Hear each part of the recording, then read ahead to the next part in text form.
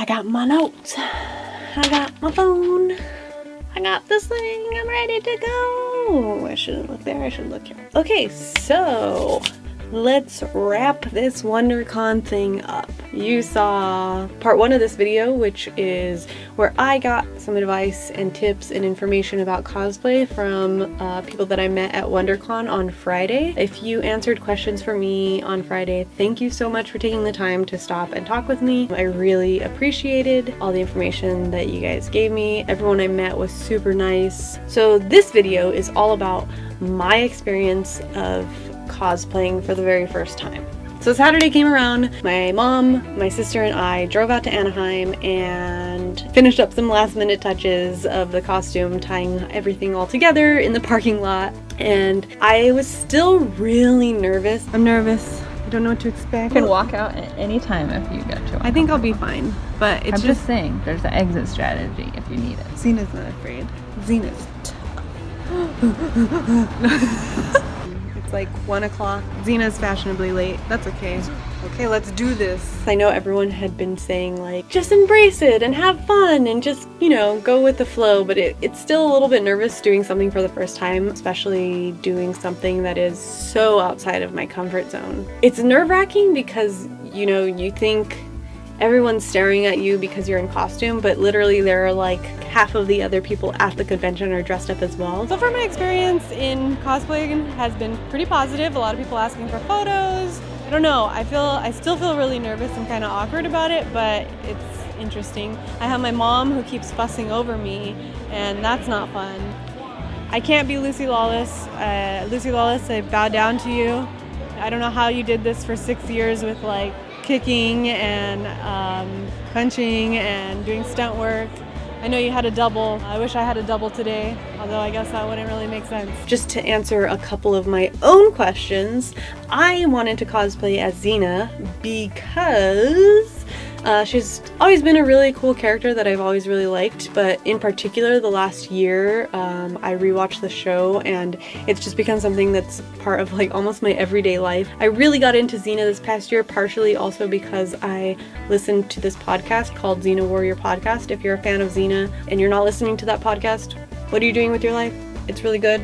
Go listen. And on top of me being obsessed with the show, my sister had previously made the corset and purchased the breastplate, so the costume was like 95% done. During the summer, I made the bracers and the shoulder pads.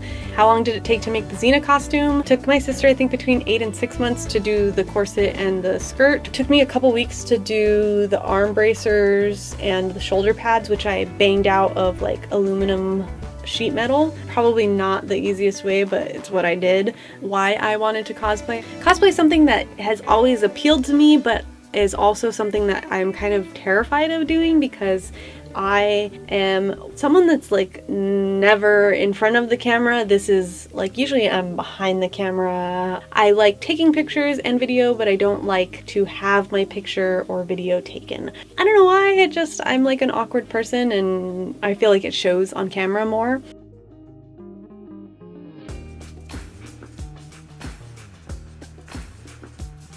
This was an experience to get myself outside of my comfort zone, and so by doing this, I just wanted to challenge myself. And it was a challenge, and it was an experience that I normally would not have had. So on Friday I talked to all of those lovely cosplayers, and they were all so nice and welcoming and encouraging me to do cosplay. I thought it was really nice that as soon as I told some of the cosplayers that it was going to be my first time cosplaying, their face just like lit up, like, oh my gosh, like they were so excited for me to try out cosplay, which was, like I said, very welcoming. I think they gave me some really great tips. I definitely packed water. I definitely wore deodorant. I also took some extra deodorant.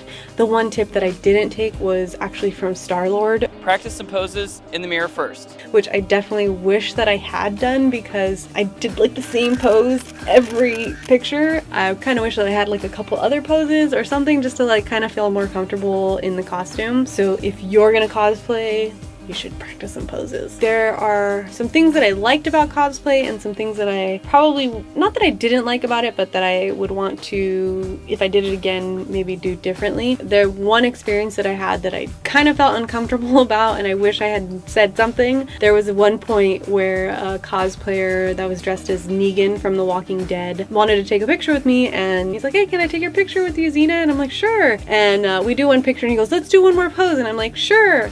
And he goes, can you hold your chakram out like this? And I like hold it out, and then he's like, no, like this. And so the chakram's, you know, like that.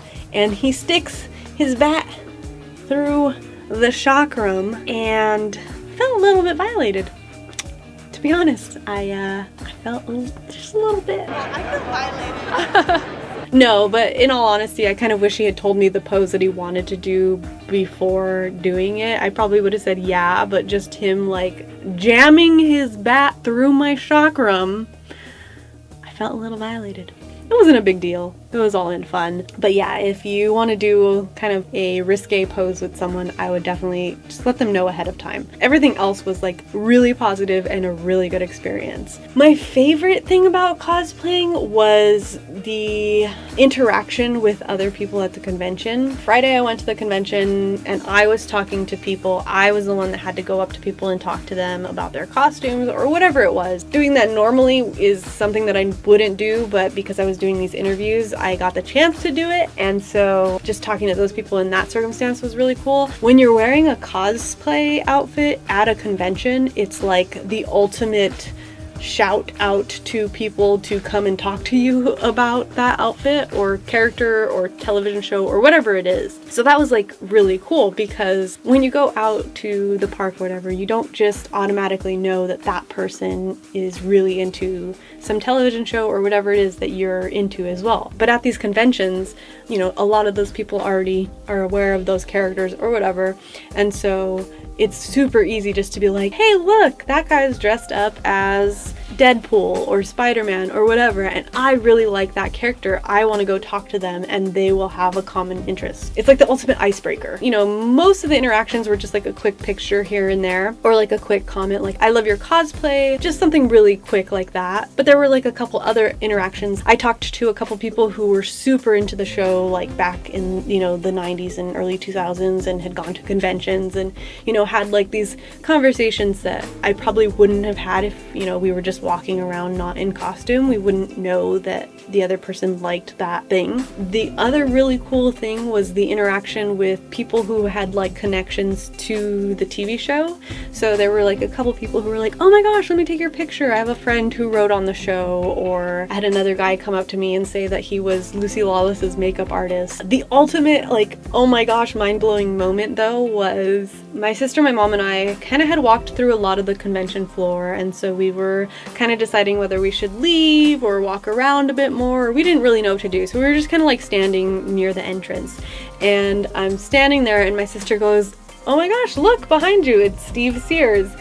And lo and behold, I turn around and it's Steve Sears, one of the executive producers and writers of Xena Warrior Princess. He apparently was just like walking, he was about to leave, and he saw me dressed up as Xena and came over and said hello. He was so sweet. He, you know, took the time to talk with us and took my picture, took a picture with me, and it was just such a surreal experience to run into someone that had such a direct connection to the show and get the opportunity to tell him thank you for the work that they did on the show. And yeah, that wouldn't have happened had I not been dressed up as this character from a TV show. I really loved how much dressing in cosplay just allowed for a lot of social interaction that I probably wouldn't have had otherwise. Would I cosplay again?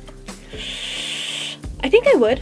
I mean, I have the Xena costume ready to go at any time. I don't know if it'll be a hobby of mine, but I completely understand why people have this as a hobby. What I think is really cool about cosplay is it both has like a solitary activity of creating this costume, and then there's this social component to it where you're out and showing off your costume and doing poses and meeting people and talking with people. I think that that's like really cool to have a two-sided dynamic to a hobby. I would recommend, if you ever have wanted to cosplay, do it. I think if I did it again, I'd still be nervous That's because I'm a nervous person. Really quick, if you have ever cosplayed, leave a comment down below. Let me know about your first time cosplaying. I'd love to hear your story. But that's about it for this video. Please subscribe. We're gonna have more songs and skits and things with Mr. Osito. So subscribe for more of that content. Also, if you're not checking out Munchie Time, please go do that. They are making some cool content. If you're into music, comedy, or cannabis, or any one of those three things, go check it out. Even if you're into like 2 of those things. I'm only into 2 of those things, but that's okay. They're my friends. I still like them. Bye!